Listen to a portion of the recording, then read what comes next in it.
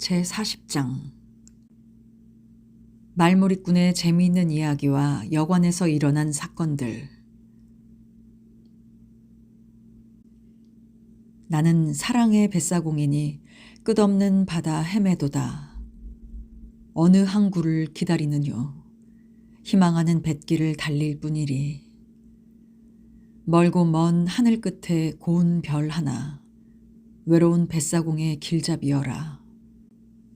그토록 아름답고 빛나는 별을 땅 위 어느 누가 보았으리요. 저 별은 어디로 인도하려나. 난 아랑곳 없이 달려만 간다. 온 마음 기울여 별만 바라보고 세상의 온갖 근심 모두 버렸네. 내님의 부끄러움은 매정스러워. 내님의 정숙함도 너무 차디차. 구름마냥 별빛을 가려버린다. 이 몸은 임그려 애태우는데. 맑고 빛나는 길잡이 별아, 내 빛을 받아서 나는 산단다. 내가 산의 눈에서 빛을 감추면 죽음이 내 가까이 온 줄 알리. 노래가 이 대목에 이르렀을 때 도로테아는 클라라가 그런 아름다운 목소리를 못 듣는 게 안 된 일이라 생각하고 흔들어 깨우며 말했다. 이봐요, 아가씨. 일어나 봐요. 평생에 들어보지 못한 좋은 목소리를 좀 들어보세요.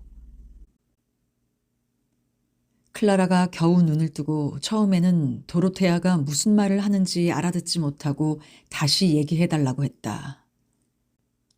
도로테아가 말을 되풀이하니 클라라는 심한 열병에 들린 사람처럼 격렬히 떨며 도로테아를 꼭 붙잡고 외쳤다. 아가씨, 왜 저를 깨웠어요? 지금 운명의 여신이 저에게 베풀어줄 수 있는 제일 좋은 일은 저의 눈과 귀를 막아 저 불쌍한 노래를 보지도 듣지도 않게 해주시는 것뿐인데. 아니, 그게 무슨 말이에요.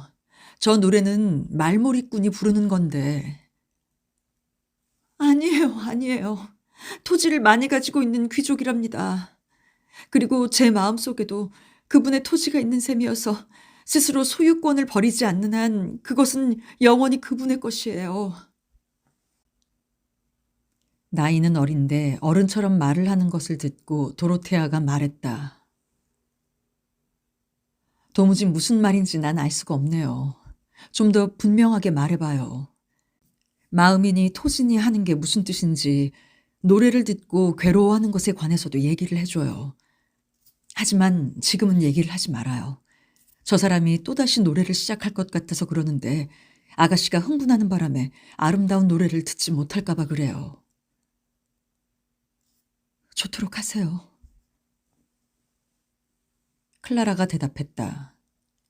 그러나 클라라가 노랫소리를 듣지 않으려고 귀를 가리는 것을 보고 도로테아는 다시 한번 놀랐다. 그러나 도로테아는 노랫소리에 귀를 기울였고 노래는 다음과 같았다. 감미로운 희망이여, 불가능과 가시덤불 물리치며 소원이 뻗은 길을 힘있게 줄기차게 달려가누나. 두려워 말아라. 죽음이 발자취마다 따를지라도 승리의 월계관은 게으른 자에게 가지 않는다.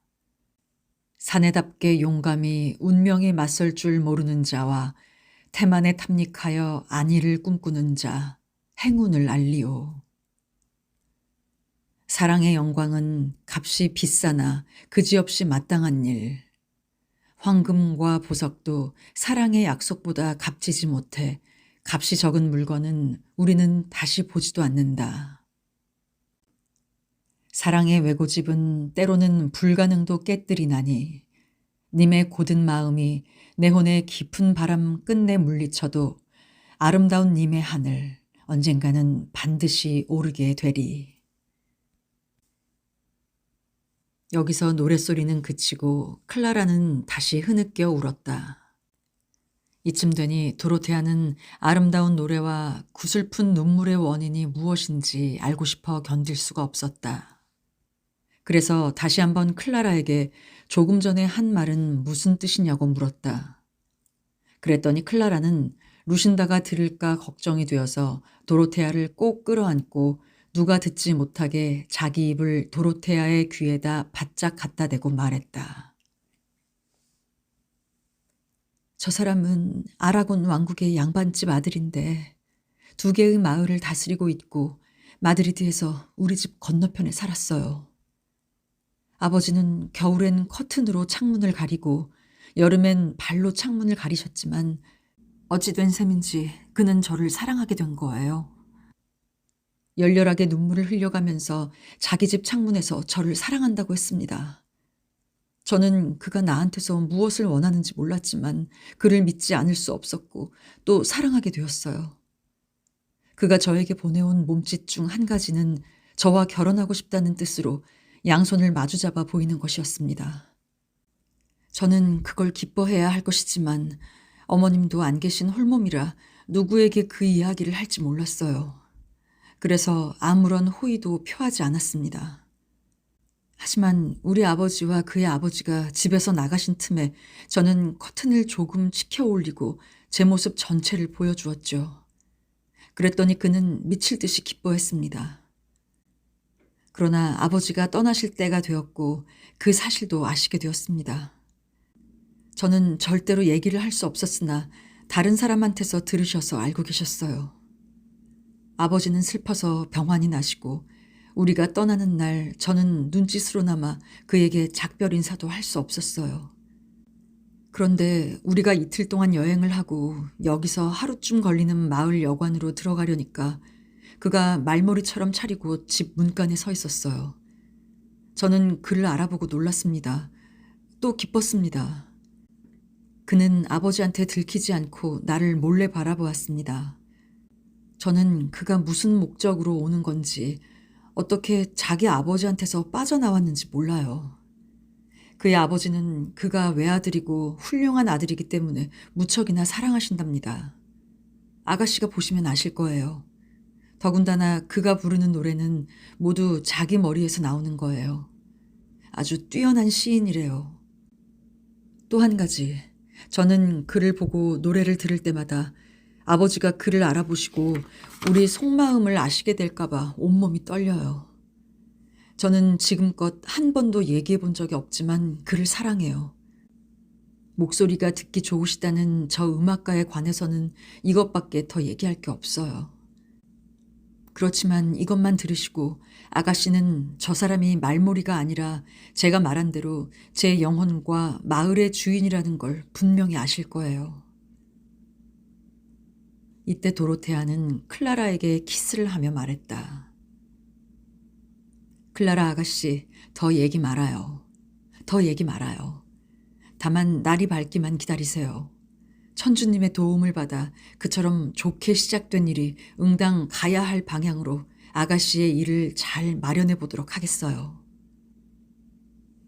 하지만 돈과 세력이 굉장한 그의 아버지는 제가 자기 아들의 아내는 고사하더라도 하녀가 되기조차 마땅치 않다고 하실 터인데 무슨 좋은 결과를 기대하겠어요. 그리고 저는 세상에 무엇을 준대도 아버지 모르게 결혼을 하진 않겠어요. 저는 오직 저 젊은이가 저를 떠나 돌아가기만 바랄 거예요. 오래 보지 않고 먼 거리를 여행하노라면 지금 느끼는 괴로움도 줄어들지 몰라요. 하지만 제가 생각하고 있는 이 방법도 저에겐 별로 소용이 없어요. 무슨 마법이 있었는지 이 사랑이 어떻게 제 마음속에 들어왔는지 알 수가 없어요. 우린 아직 어리니까요. 전 아직 16살도 채 되지 않았어요. 아버지는 다음 미카엘 날이 되어야 16살이 된다고 하셨어요. 도로테아는 클라라의 어린애 같은 말투에 웃지 않을 수 없었다. 아가씨, 이제 주무세요. 아직 밤이 조금 남은 것 같아요. 천주께서 우리에게 아침을 보내주실 터이니 내 예감이 빗나가지 않는다면 만사가 제대로 될 거예요. 이 말을 하고 두 사람은 잠이 들었고 온 여관은 다시 고요 속에 잠겼다. 단지 여관집 딸과 하녀 마리토르네스만 잠을 안 잤다. 두 사람은 돈키호테가 보초를 서려고 말을 타고 여관 앞에 서 있는 것을 알고 그에게 장난을 치든지 아니면 최소한 그의 엉터리 소리라도 듣고 재미를 볼 생각이었다. 여관에는 들판으로 향한 창문이 하나도 없었고 단지 다락에 지푸라기를 내어 던질 때 쓰는 구멍이 하나 있을 뿐이었다. 두 사람이 이 구멍에 와서 내다보니 돈키호테는 말을 타고 창에 기대어 이따금씩 영혼을 뽑을 만큼 깊고 구슬픈 한숨을 쉬곤 했다. 동시에 그가 부드럽고 달콤하고 사랑에 철철 넘쳐 흐르는 목소리로 말하는 것이 들렸다. 나의 델토보소의 둘신의 아가씨여. 모든 아름다움과 지혜의 극치요. 우아의 보고요. 덕성의 집결이요. 끝으로 세상의 모든 착하고 정숙하고 달가운 일체의 전형이시여. 지금 그대는 무엇을 하고 계시온지요. 오직 아가씨께 봉공하기 위하여 거리낌 없이 숱한 위험에 뛰어들어 그대의 포로가 된 기사를 기억하시고 계시온지요. 세계의 얼굴을 가진 빛나는 달빛이여. 나의 아가씨의 소식을 전해다오. 달빛이여. 지금 그대는 질투의 눈으로 나의 아가씨를 바라보고 있지 않은가. 화려한 궁전의 어느 회랑을 거닐든가 혹은 어느 노대의 난간에 가슴을 기대고 어떻게 하면 자기의 몸가짐과 높은 지위에 손상됨이 없이 자기를 위해 애타는 나의 가슴과 괴로움을 믿어줄 수 있을까 생각하고 계시진 않은가. 무슨 영광을 베풀어 나의 노고에 상을 줄까. 나의 노심초사하는 마음을 무엇으로 달랠 수 있을까. 마지막으로 나의 죽음에 무슨 상을 주고 나의 봉공에 무슨 상을 내릴까 생각하고 계시는 것은 아닌가. 그리고 지금 막 해가 솟아올라 나의 아가씨를 보려고 서두르고 있는 태양이여. 나의 아가씨를 보거든 내 인사를 전하여다오. 그러나 그 아가씨를 보든가 인사할 때 그 얼굴에 키스를 하지 않도록 조심하라. 그대에게 어느 역사에도 볼 수 없었던 질투를 품으리라. 돈키호테가 구슬픈 넋두리를 늘어놓다가 이 대목에 이르렀을 즈음 여관집 딸이 나직한 음성으로 그를 부르기 시작했다. 여보세요. 이리 좀 오세요. 네? 이 소리를 들은 돈키호테가 고개를 돌려보니 마침 환한 달빛 속에 어떤 사람이 구멍에서 손짓을 하는 것이었다.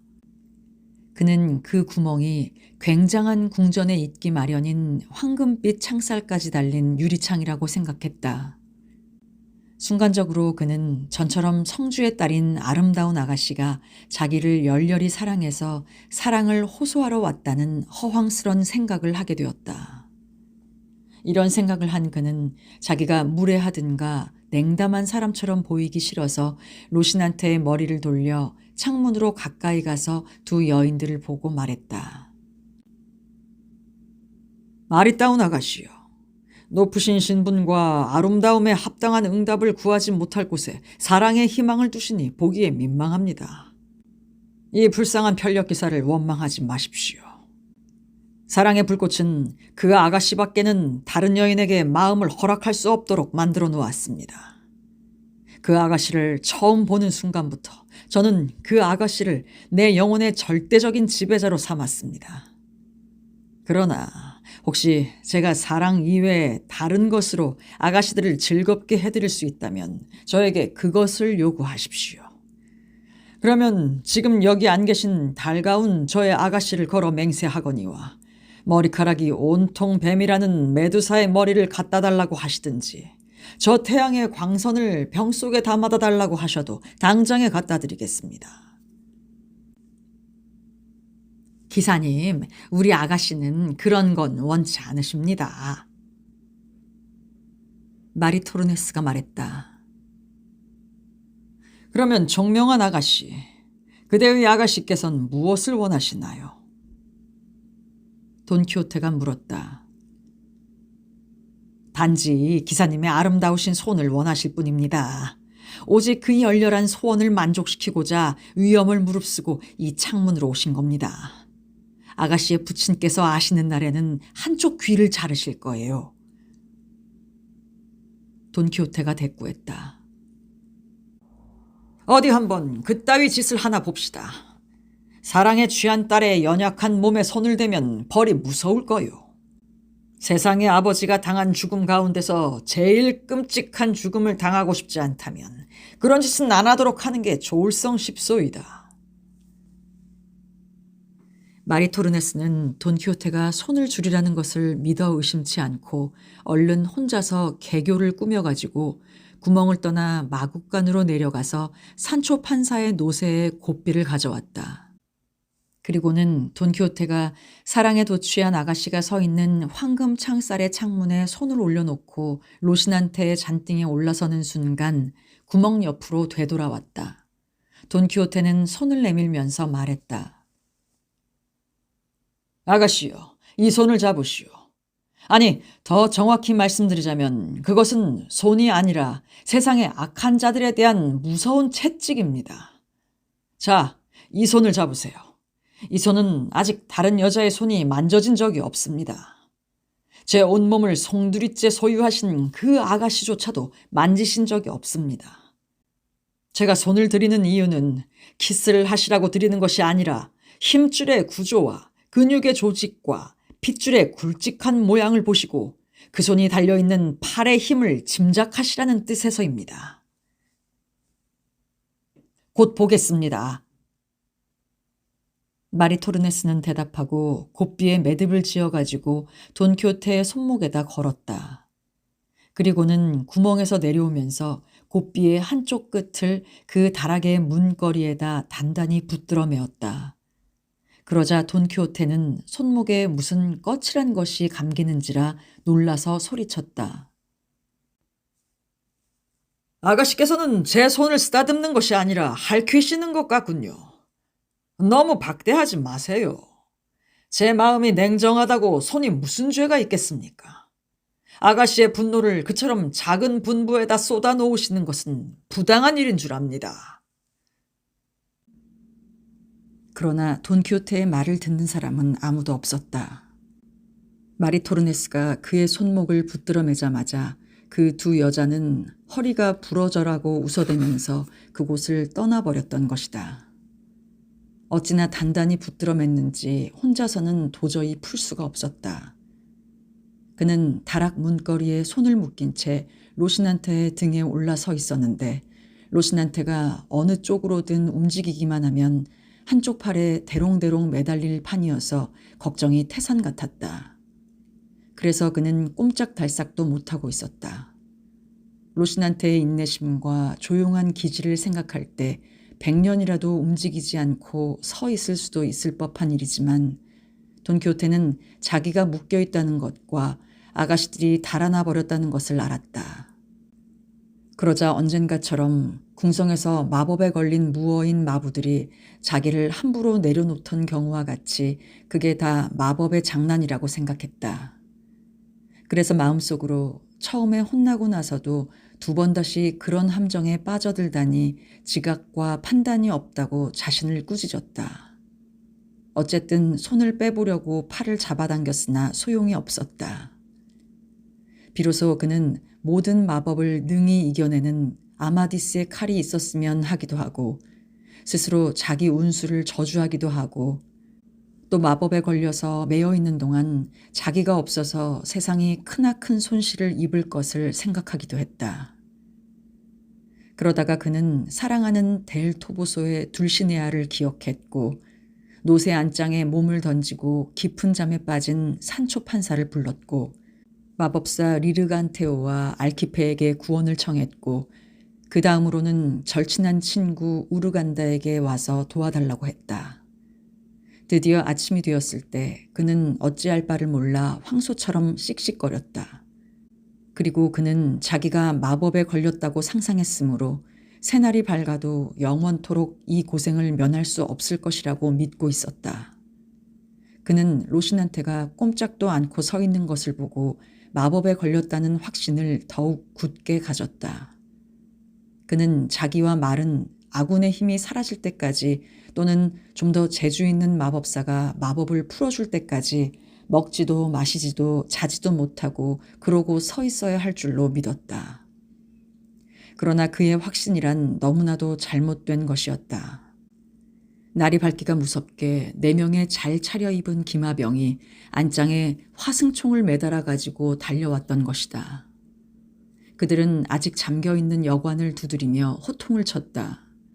돈키호테는 꼴은 우스웠지만 아직 보초를 서고 있었는지라 크고 위압하는 소리로 고함을 쳤다.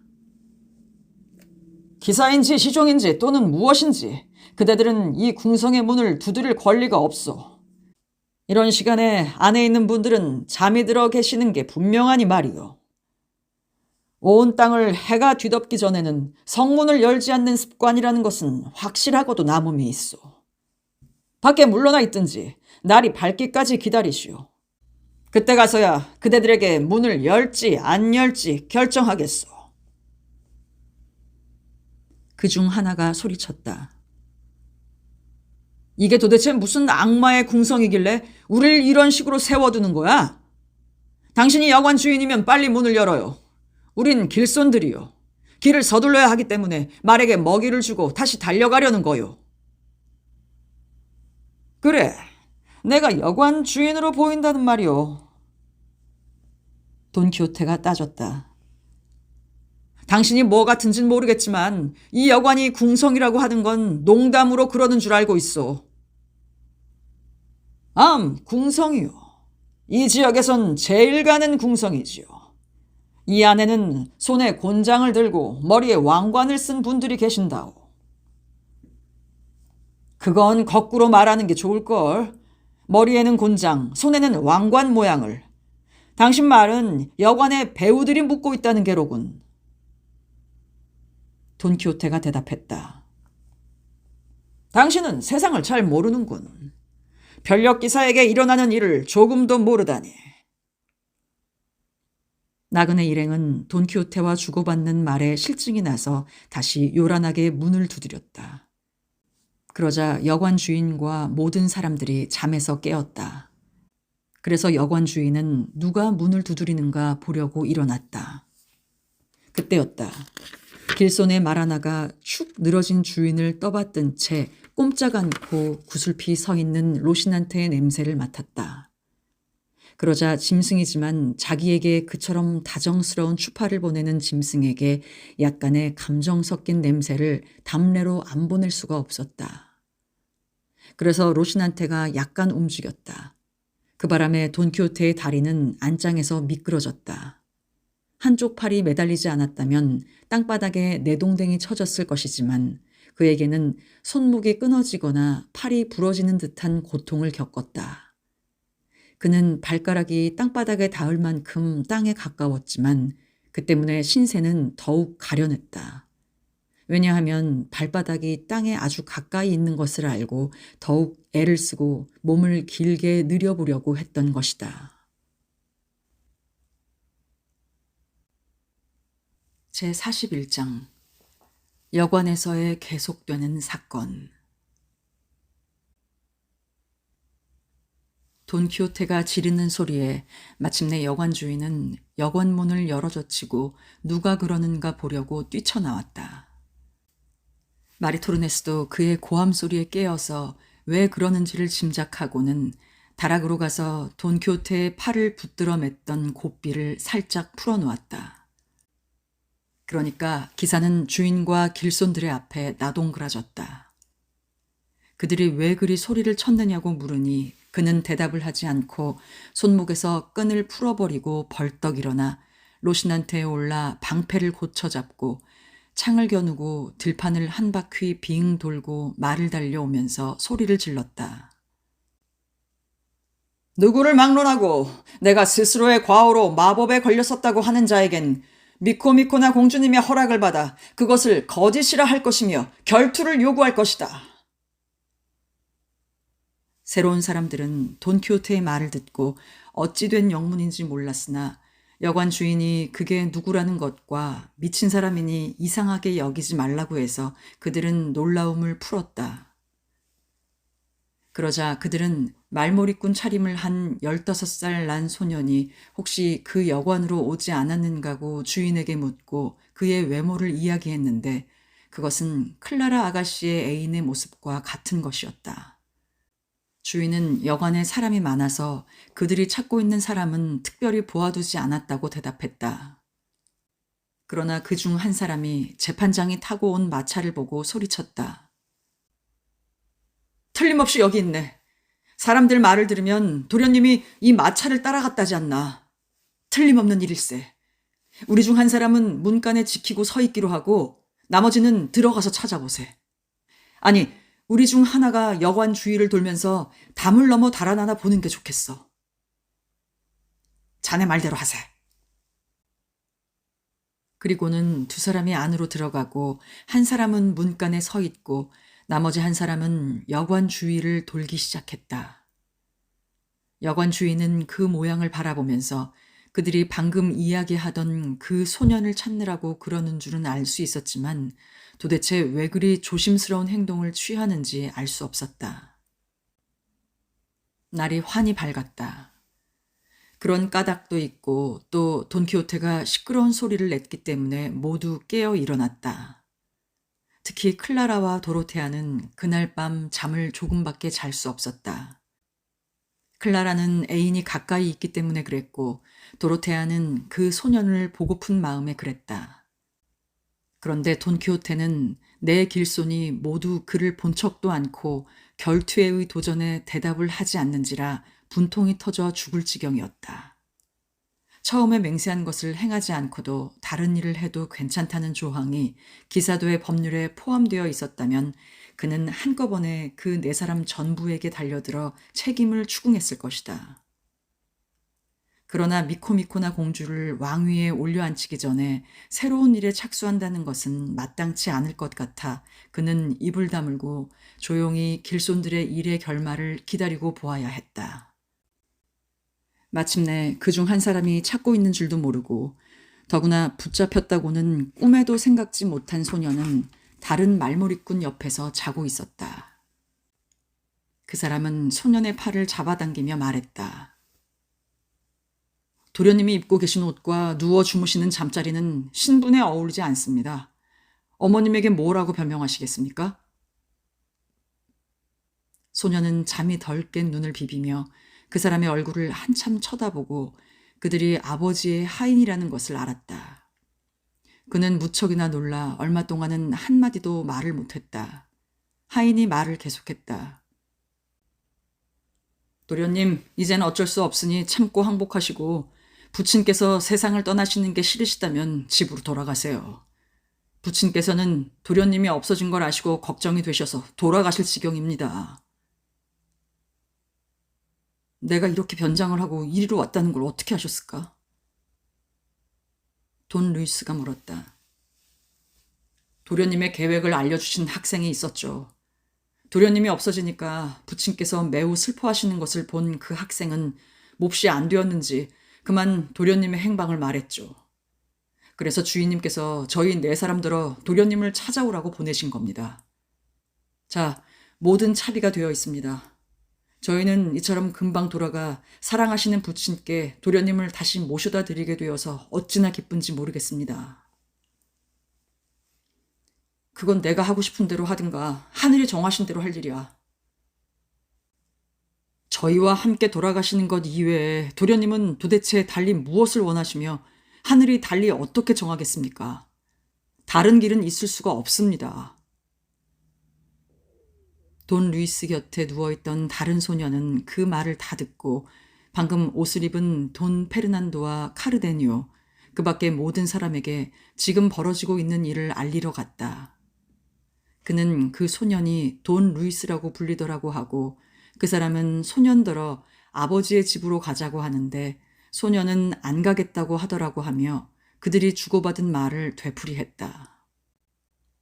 하늘이 주신 그 고운 목소리의 소유자라는 것을 이미 알고 있던 차에 이 소리를 들으니 그들은 모두 그 소년에 대해서 좀 더 알아보고 싶었고 만일 하인들이 폭력을 쓴다든지 하면 도와줄 생각까지 했다. 그래서 그들이 소년이 있는 곳으로 가보니 소년은 아직도 하인과 승강이를 하고 있었다. 바로 그때 도로테아가 자기 방에서 나오고 그 뒤에 클라라가 아주 걱정스러운 얼굴로 따라 나왔다. 도로테아는 카르데니오를 옆으로 불러가지고 그 소년과 클라라 아가씨의 이야기를 짤막하게 들려주었다. 카르데니오는 소년의 아버지의 하인이 그를 찾아와 지금 이러이러한 일이 벌어졌다고 알려주었다. 그런데 그가 소리를 죽여서 말을 하지 않았기 때문에 클라라 아가씨는 곁에서 듣고 있다가 도로테아가 붙들지 않았더라면 쓰러졌을 만큼 놀랐다. 카르데니오는 도로테아에게 이 아가씨를 방으로 데리고 가라고 이르고 모든 것을 순조롭게 해결하도록 하겠다고 약속했다. 두 여자는 방으로 들어갔다. 돈 루이스를 따라온 네 하인은 모두 여관으로 들어가 둘러서서 1초도 지체하지 말고 소년이 돌아가 아버지를 위로해 드리라고 했다. 그는 자기의 명예와 마음의 생명이 달려있는 일을 완수하지 않고는 절대로 그럴 수가 없다고 대답했다. 하인들은 무슨 일이 있어도 그를 안 데리고 갈 수 없으니 억지로라도 데리고 가겠다고 대들었다. 나를 죽이기 전에 그러지 못할걸? 어떤 방법으로 데리고 가든 나는 죽을 테니까. 돈 루이스가 대답했다. 이때 여관에 있던 모든 사람들, 특히 카르데니오, 돈 페르난도, 그의 동료들, 재판장, 신부, 그리고 이제는 궁성을 지킬 필요가 없다고 생각한 돈 키호테 등이 그들이 떠드는 소리를 듣고 모여들었다. 소년의 이야기를 알고 있던 카르데니오는 무슨 이유로 소년을 억지로 데리고 가려는가를 하인들에게 물었다. 네 사람 중에 하나가 대답했다. 그 부친의 생명을 구해드리고자 그러는 겁니다. 이분이 안 계셔서 생명이 경각에 달렸어요. 돈 루이스가 대답했다.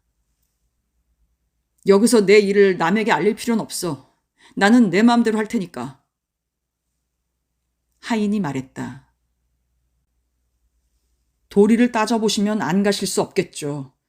도련님이 도리를 마다하셔도 저희는 여기 온 목적을 행하고 저희가 행하여야 할 의무를 행하지 않을 수 없습니다. 도대체 무슨 일인지 좀 들어봅시다. 재판장이 말하니까 하인은 재판장이 자기네 이웃에 사는 사람이라는 것을 알고 말했다. 재판장님, 이분을 모르십니까? 대개 이웃집 도련님이십니다.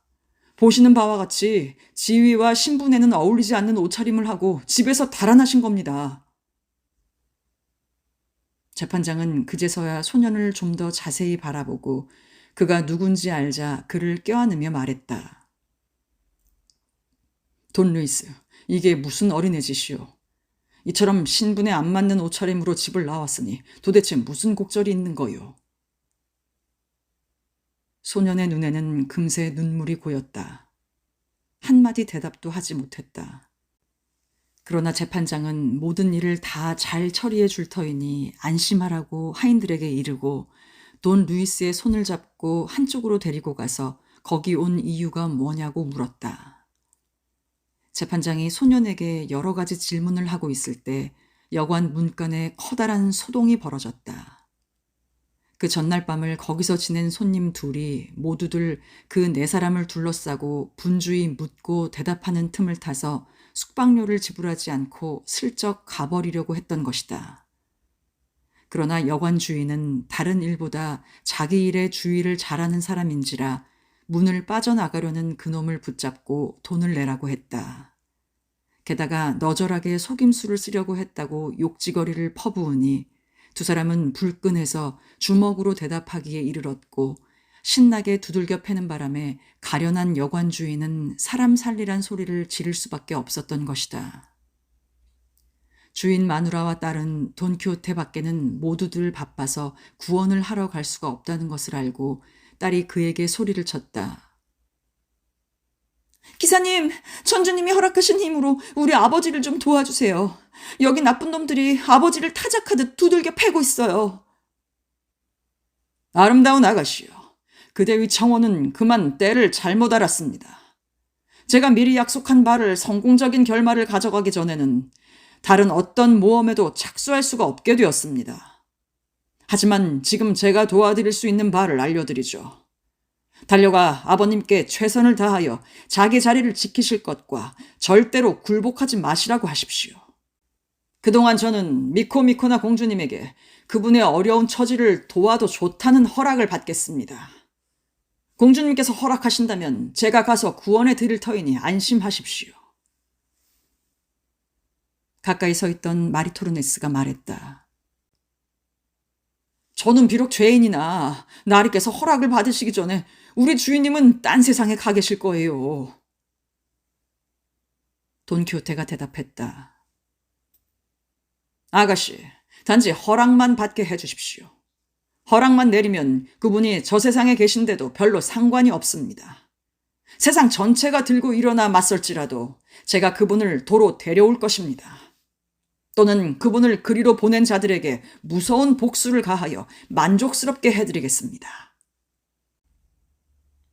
그리고는 다른 말을 하지 않고 도로테아 앞에 무릎을 꿇고 대단히 곤궁에 빠진 성주를 구원할 허락을 내려달라고 편력기사도적인 말로 간청을 했다. 공주가 얼른 허락을 내리자 그는 곧 방패를 단단히 잡아매고 칼을 거머쥐고 두 손님이 아직도 주인을 두들겨 패고 있는 여관 문으로 달려갔다. 그러나 그는 그곳에 다다르자마자 멈칫거리고 우뚝 서버렸다. 마리토르네스와 주인 마누라는 주인이자 남편을 도와주지 못하는 이유가 무엇이냐고 그에게 따져 물었다. 돈키호테가 대답했다. 저런 시종 따위들에게 제가 칼을 쓰는 것이 법에 어그러지기 때문에 주저하는 것입니다. 제 시종 산초를 이리로 부르십시오. 이런 방어와 복수는 본래 그의 소관입니다. 그러는 동안 여러 문간에서의 싸움은 최고조에 달했고 주인은 참패를 당하고 있었다. 이에 주인 마누라와 딸과 마리토르네스는 돈키호테의 비겁스러움과 그들의 남편이요 아버지요 주인이 고통을 당하는 것을 보고 미칠 듯이 화가 났다. 그러나 누구든 그를 도와줄 터인즉 우리는 여기서 그 이야기를 남겨두기로 하자. 만일 도와주는 사람이 없다면 힘에 부치는 일에 섣불리 뛰어든 그의 경솔에 대한 보상으로 남몰래 괴로움을 당하도록 내버려두자. 우리는 50보를 되돌아와서 돈 루이스가 재판장에게 뭐라고 대답했는지 보기로 하자. 우리는 재판장이 돈 루이스에게 왜 그런 남루한 옷을 입고 걸어서 여행을 하는가 하고 가만히 묻는 대목에서 중단했었다. 그때 소녀는 자기 마음이 어떤 큰 슬픔으로 터질 듯하다는 뜻으로 재판장을 꼭 끌어안고 눈물을 펑펑 쏟으며 대답했다. 선생님, 제가 할 수 있는 말이란 단지 이것뿐이에요. 즉, 하늘이 정하신 운명으로 우리 두 집은 서로 이웃간이 되었고 저는 선생님의 따님이요 저의 아가씨인 클라라를 보게 되어 제 마음의 주인으로 삼았던 것입니다. 저의 주인의 아버님이신 선생님께서 저의 애절한 마음을 방해하실 의사가 안 계시다면 클라라 아가씨를 오늘 당장이라도 저의 아내로 삼을 것입니다. 클라라를 위해서 저는 아버지의 집을 떠났으며 클라라를 위해서 이런 옷을 입었고 화살이 관역을 향해 가듯 뱃사공이 성좌를 따라가듯 제 아가씨가 어디로 가든지 따라가려는 것입니다. 아가씨는 멀리서 저의 눈에 눈물을 몇 번 본 것밖에는 저의 열렬한 사랑을 알지 못합니다. 선생님께서는 저의 집안이 부유하고 귀하며 제가 유일한 상속자라는 것을 아십니다. 그런 사실이 충분한 자질이 된다고 생각하신다면 저를 완전히 행복하게 만들어주시고 아들로 삼아주십시오. 이 말을 하고 사랑에 불타는 소녀는 잠잠해졌다. 재판장은 돈 루이스가 그처럼 똑똑하게 제 감정을 토로하는 것을 듣자 무척 난처한 입장에 빠지게 되어 놀라고 당황했다. 그래서 그는 돈 루이스에게 우선 진정하라고 이르고 하인들과 잘 의논해서 그날로 돌아가지 않도록 하겠다고 대답했다. 그리고 나서 차차 각자에게 가장 좋은 길을 생각해 보자고 했다. 이 말을 들은 돈 루이스는 재판장의 볼에 키스를 하며 얼굴을 눈물로 흠뻑 적셨다. 그 눈물은 재판장의 마음은 고사하고 목석의 마음도 녹일만 했다. 재판장은 현명했으므로 이 결혼이 성립되면 딸에게는 더없이 다행한 일이라 생각했다. 그래서 그는 아들에게 높은 직위를 얻어주고 싶어하는 돈 루이스의 아버지의 승낙을 받아서 결혼이 성립되기를 원했다. 이때 손님들과 여관 주인은 화해를 했다. 돈키호테의 위협보다도 권유하는 말을 듣고 달라는 대로 다 지불했던 것이다. 돈 루이스의 하인들도 재판장이 말을 끝내고 도련님이 최종적 결정을 내리기를 조용히 기다리고 있을 즈음인데 항상 깨어 있어서 재수없는 일을 저지르는 악마의 장난으로 돈키호테가 맘브리노의 투구를 빼앗고 산초 판사가 노새의 마구를 바꿔친 바 있는 이발사가 들어와 마구간으로 노새를 끌고 가다가 안장 주머니를 수리하고 있는 산초 판사를 보자 용감하게 대들면서 소리쳤다. 요 도둑놈 괴수, 이젠 잡았다. 노떼야 하고 마구 안장을 빼앗았던 거 다 내놔. 난데없이 습격을 받은 데다 그런 욕지거리를 들은 산초는 한 손으로 안장을 움켜쥐고 다른 한 손으로 이발사를 한 대 먹이니 그의 턱은 금방 피투성이가 됐다. 그러나 그것으로 안장을 놓아줄 위인이 아닌지라 소리를 냅다 지르니 여관에 있던 사람들이 모두 싸우는 소리 나는 곳으로 달려왔다. 이발사가 소리쳤다. 임금님과 법률의 이름으로 저를 도와주십시오. 전 제 물건을 도로 가져갈 뿐이에요. 이 도둑놈, 이 강도놈이 저를 죽이려고 해요. 산초가 대답했다. 거짓말 마. 난 강도가 아니야. 우리 주인 돈키호테께서 정정당당히 결투를 하셔서 이 전리품을 얻으신 거란 말이야. 마침 그때 그곳으로 온 돈키호테는 자기 시종이 공격과 방어를 그처럼 잘해내는 것을 보고 그 후로는 그를 용기 있는 사내라 다시 보게 되었다. 그 순간 그는 산초가 기사도의 법률의 보호를 받기에 꼭 알맞는 사람이라 확신하고 기회가 생기는 즉시로 그에게 기사의 자귀를 주리라고 마음먹었다.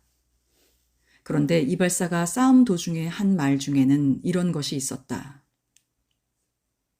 여러분, 이 안장은 제 목숨이 천주님 목숨인 것과 마찬가지로 틀림없이 제 것이 옳시다. 저는 그걸 제가 낳은 자식인 양 확실하게 알아볼 수 있을 뿐더러 마구간에 있는 저 노새에게 시험해 보세요. 꼭 맞지 않으면 저더러 사기꾼이라 하세요. 더군다나 바로 그날 저놈들은 노떼야도 빼앗아 갔어요. 한 번도 쓰지 않은 것이니까 이 에스쿠도는 넉넉히 받을 수 있었어요. 이때 돈키호테는 대답을 안 할 수 없어서 두 사람을 갈라놓으려고 가운데로 들어서며 안장은 진상이 밝혀질 때까지 여러 사람이 보라고 땅에 내려놓았었다. 고 소리쳤다. 여러분은 과거, 현재, 미래를 통해 변함없는 맘브리노의 투구를 가지고 노떼야라고 우기는 이 알량하신 양반의 잘못을 보실 것입니다. 제가 정정당당히 결투를 하여 그 물건을 그로부터 빼앗았으니 제가 그것의 합법적인 주인이 된 것입니다. 안장에 관해서는 제가 참견을 않겠습니다. 제가 말씀드릴 수 있는 것이란 오직 저의 시종 산초가 싸움에 진 이 겁쟁이의 말에서 마구를 벗겨가지고 자기 노새를 단장해도 좋으냐고 물었다는 사실뿐입니다. 제가 그것을 허락해서 그는 그것을 가졌던 것입니다. 그런데 그것이 말의 마구에서 노새 안장으로 변한 사실에 관해서는 가장 평범한 설명밖에는 드릴 수 없으니, 즉 이러한 변화는 기사도에 있어서는 얼마든지 발생할 수 있다는 것입니다. 그것을 증명하기 위하여 여보게 산초, 달려가서 이 친구가 노떼야라고 하는 투구를 가져오게. 산초가 말했다. 주인님께서 말씀하시는 것보다 우리 입장을 증명해 줄 좋은 증거가 없다면 이 친구의 마구가 노새 안장인 거와 같이 맘브리노의 투구라는 것도 노떼야에 지나지 않습죠. 돈키호테가 대답했다. 내가 하라는 대로나 하게. 이 궁성이라고 뭐든지 다 마법의 지배를 받을 리는 없으니까. 산초가 달려가 노떼아를 가져오니 돈키호테는 그것을 보자 곧 손에 받아들고 말했다. 여러분, 이 시종이 이것을 가리켜 투구라 하지 않고 노떼아라고 한다니 뻔뻔스럽지 않습니까? 제가 종사하는 기사도에 걸어 맹세하거니와 이것이 바로 제가 그에게서 취한 투구임에 조금도 틀림이 없습니다. 산초도 한마디 했다. 틀림없고 말고요. 우리 주인께서 그것을 빼앗은 날부터 지금까지 사슬에 묶인 불쌍한 자들을 놓아주시던 때를 제외하고는 한 번도 싸우시지 않았거든요. 그때 이 노떼아 투구가 아니었다면 좀 곤란했을 겁니다. 그날 전투에선 돌멩이 던지기가 대단했었거든요. 제42장 맘브리노의 투구와 안장 주머니에 대한 검토.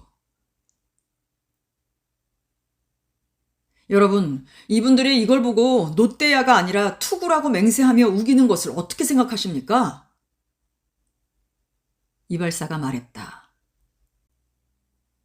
누구를 막론하고 그렇지 않다고 하는 자가 있으면 그가 기사일 경우에는 거짓말하는 버릇을 톡톡히 고쳐주겠고 시종일 경우에는 1000배나 거짓말하는 버릇을 고쳐놓겠소. 처음부터 모든 일을 지켜본 이발사는 돈키호테의 미친 기질을 잘 아는 터라 그의 망상을 축혀세워 장난을 좀 더 멋있게 꾸며서 한바탕 웃음거리로 만들 마음을 먹었다. 그래서 다른 이발사를 향해 말했다. 이발사 양반, 성함은 모르겠으나 저도 같은 직업위에다. 20년 이상 이발사 자격증을 갖고 있지요. 그래서 이발사의 도구는 하나도 빠짐없이 다 잘 압니다. 그뿐 아니라 젊은 시절에 잠시 군인 노릇을 한 적이 있어서 투구가 무엇이고 전투가 무엇이고 철모가 무엇이고 총칼이 무엇이며 그 밖에 군대에 관한 일들, 즉 여러 가지 군장비를 다 잘 압니다. 그런데 혹시 제가 틀리는지 몰라서 여러분의 훌륭하신 판단에 따르겠지만 저 기사 양반이 들고 계시는 물건은 이발사의 노떼야가 아닙니다. 검정색과 흰색이 다른 것처럼 진실과 거짓이 다른 것처럼 절대 노떼야는 아니올시다. 다만 이것은 투구이긴 하지만 완전한 투구는 아니라고 말하는 바입니다. 돈키호테가 말했다. 물론 그렇죠. 왜냐하면 얼굴을 가리는 아랫부분이 떨어져 나가고 없으니까요. 그렇군요. 친구 이발사의 속뜻을 알아차린 신부가 말했다. 그러자 카르데니오와 돈 페르난도와 그의 동료들도 그에게 합세를 했다. 재판장도 돈 루이스의 일로 걱정하지 않고 있었더라면 그 장난에 한몫 거들었을 것이다. 그러나 그는 중대한 문제의 심각성 때문에 그런 장난에는 거의 주의를 기울이지 않고 있었다. 아이고 맙소사. 이발사가 소리쳤다. 아, 이렇게 훌륭하신 양반들이 모두 그걸 노떼야가 아니라 투구라고 하시다니 도대체 어찌 된 일입니까요? 제 아무리 똑똑한 사람이 있더라도 이런 일을 당하면 모두 놀랄 거예요. 자, 이 노떼야가 투구라면 그럼 이 노새 안장은 저 양반의 말씀처럼 마구가 되어야겠네요. 돈키호테가 말했다. 내가 보기에도 노새 안장 같진 않지만 아까도 말했지만 그 일엔 참견하고 싶지 않소. 신부가 말했다.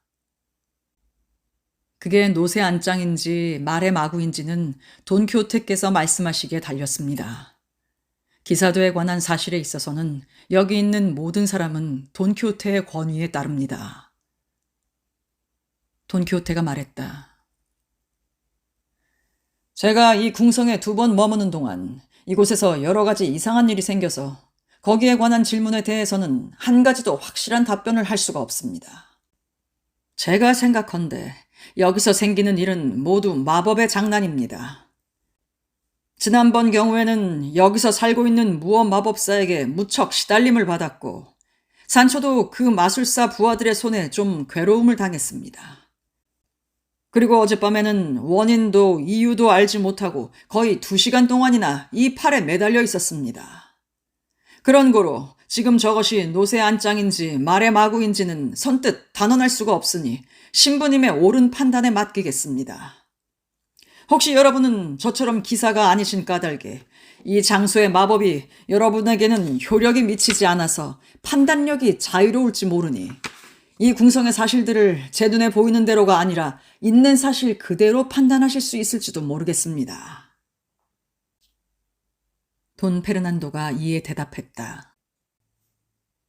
이번 경우에 우리가 판단을 해야 한다고 하신 돈 키호테의 말씀은 확실히 아주 현명하신 말씀입니다. 그러면 좀 더 확실한 근거를 가지도록 비밀리에 이분들에게 투표를 시켜서 그 결과를 분명하고 자세히 알려드리겠습니다. 이것을 보고 돈 키호테의 광기를 아는 사람들은 모두들 우스워 죽을 지경이었으나 그것을 알지 못하는 사람, 특히 돈 루이스의 네 하인과 돈 루이스와 우연히 여관에 도착한 신성우호 동맹의 단원으로 보이는 세 사람의 눈에는 세상의 가장 엉터리 같은 장난으로 보였다.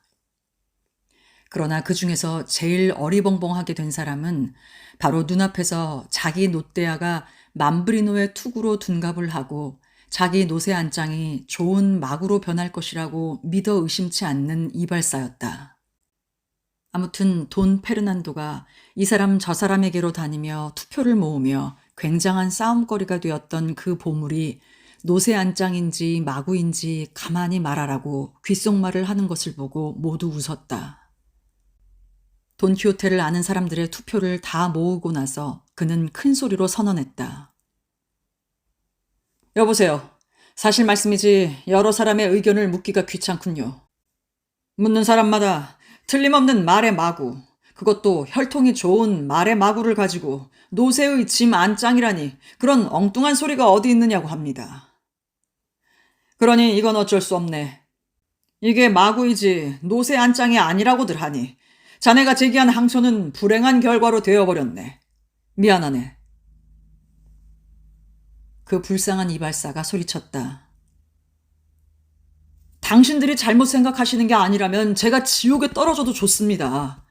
제 영혼이 천주님 앞에 뵙기를 간절히 바라는 것 같이 이건 제 눈으로 보기엔 틀림없이 마구가 아니라 노새 안장이에요. 하지만 여럿이 우기는데 혼자서 견딜 수가 있나요? 더 말하지 않겠습니다. 하지만 저는 정말 술에 취한 게 아닙니다. 죄를 지었는진 몰라도 아직 아침밥도 안 먹었습니다요. 이발사의 단순한 말은 돈키호테의 광기 못지않게 웃음을 자아냈다. 이때 돈키호테가 엄숙히 한마디 했다. 이제 각자가 할 일은 제 소유물을 가지고 가는 것뿐이요. 천주가 주시는 물건에 성 베드로께서 축복하실 것이요. 그러나 네 하인 중에 하나가 말했다. 교묘하게 짜고 하는 농담이 아니라면 똑똑한 사람들이 이걸 가지고 노떼아가 아니고 짐 안장도 아니라고 할 수가 있나? 그런데 여러분은 모두 똑똑하게 보이는데 자꾸만 자기 말이 옳다고 하시는군요. 그러니 분명 무언가 비밀이 있는 것도 같네요. 하시는 말씀들이 모두 분명한 사실과는 정반대니 말입니다. 이건 틀림없는 이발사의 노떼아이고 저건 노새의 짐 안장이요. 온 세상이 뭐라고 떠들어대도 그건 틀림없소. 암노새의 것인지도 모르죠. 신부가 말했다. 하인이 소리쳤다. 그거야 별로 문제가 될 게 없지 않소. 저건 노새 짐 안장이 아니면 선생님께서 말씀하시는 마구 둘 중에 하나니까요. 동맹 단원들도 들어와서 말다툼을 듣고 있었는데 그중 한 사람이 하인의 말을 듣더니 성이 나서 소리쳤다. 저건 우리 아버지가 우리 아버지인 것처럼 노새 짐 안장이요. 그렇지 않다고 하는 사람은 술이 취했겠지. 못된 악당놈, 거짓말 마라. 돈키호테는 대꾸하고는 늘 손에서 놓지 않는 창을 들어 단원의 머리를 겨누고 던지니 만약 그가 재빨리 피하지 않았다면 땅바닥에 뻗어버렸을 것이다. 창은 땅에 부딪혀 조각이 났고 나머지 동맹단원들은 자기네 동료가 봉변을 당하는 것을 보자 신성우호 동맹을 살리라고 고함을 질렀다. 동맹단원이었던 여관주의는 곧장 달려가 몽둥이와 칼을 가지고 와서 동료 곁에 버티고 섰다. 돈 루이스의 하인들은 도련님이 소동 중에 달아날까봐 얼른 그를 둘러쌌다. 집안 전체가 소란해진 것을 본 이발사는 다시금 안장을 움켜잡았고 산초도 그것을 움켜쥐었다. 돈키호테는 칼을 빼들고 동맹단원들에게 덤벼들었다. 돈 루이스는 돈키호테와 그의 편을 들어주고 있는 카르데니오와 돈 페르난도를 도와주겠다고 하인들더러 물러서게 했다. 신부는 고함을 지르고 여관집 안주인은 비명을 지르고 딸은 울부짖고 마리토르네스는 눈물을 흘리고 있었고 도로테아는 망연자실했고 루신다는 정신이 없었고 클라라는 기절을 했다. 이발사는 산초에게 주먹질을 하고 산초는 이발사를 두들겨 팼다. 돈 루이스는 무엄하게 팔을 잡고 가게 하는 하인을 쳐서 턱을 피투성이로 만들었다. 재판장은 돈 루이스 손을 들어주었고 돈 페르난도는 동맹단원 중에 한 사람을 발로 짓밟았고 여관주에는 다시금 목청을 돋우어 신성우호 동맹을 살리라고 소리를 질러댔다. 이리하여 여관은 온통 눈물과 고함과 비명과 경악과 공포와 근심과 걱정과 칼자국과 주먹질과 몽둥이질과 발길질로 피투성이가 되었다. 이와 같이 혼잡스럽고 무질서한 싸움이 계속되던 중에 돈키호테는 자기가 아그라만테의 진지에 거꾸로 빠져버린 것이라는 생각이 들어서 찌렁찌렁 울리는 큰 소리로 외쳤다. 모두 정지하라! 모두 칼을 꽂고 목숨이 붙어있고 싶거든 내 말을 들으라! 이 굉장한 엄포에 모두 멈칫하고 섰다. 그러자 그는 말을 계속했다. 여러분, 이 궁성은 마법에 걸려서 악마떼가 살고 있는 게 확실하다고 말하지 않았던가요? 자, 내 말의 증거를 보시오. 아그라만테의 진지가 이곳으로 이전되어 이 가운데서 벌어지고 있는 이 혼란을 좀 보시란 말이오. 여기서는 칼을 빼앗으려고 싸우고 저기서는 군기를 빼앗으려 하고 거기선 투구를 빼앗으려 하오. 우리는 모두 싸우고 있어. 그럼 재판장님, 그리고 신부님, 두 분 중에 한 분은 소브리노 왕 노릇을 하셔서 우리들 사이에 화해를 붙여주시오. 정말이지 우리처럼 점잖은 사람들이 여기서 그런 사소한 이유로 서로 죽인다는 것은 아주 못난 짓이오. 돈키호테가 무슨 소리를 하는지 이해할 수 없었던 동맹원들은 돈 페르난도와 카르데니오의 패거리에게 마구 두들겨 맞은 터라 화해하려 하지 않았으나 이발사는 싸움통에 수염과 짐 안장이 못쓰게 된지라 그러겠다고 했다. 산초는 충실한 하인답게 주인의 사소한 말에도 순순히 복종했다. 돈 루이스의 하인들도 싸워봤자 얻을 것이 없으므로 잠잠하게 되었다. 단지 여관 주인만이 자기 여관을 온통 소란스럽게 하는 그놈의 건방진 짓을 따끔하게 벌해야 한다고 우겼다.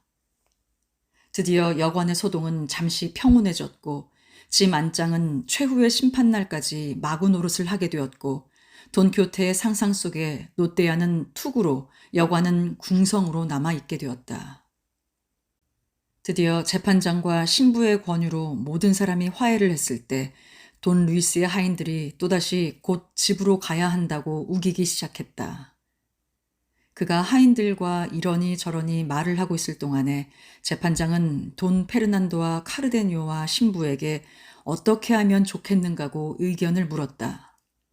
마침내 돈 페르난도가 돈 루이스의 하인들에게 자기가 누구라는 것을 밝히고 돈 루이스를 안달루시아로 데리고 가서 자기 형 후작에게 신분에 합당한 대우를 받도록 하겠다고 말하기로 결정했다.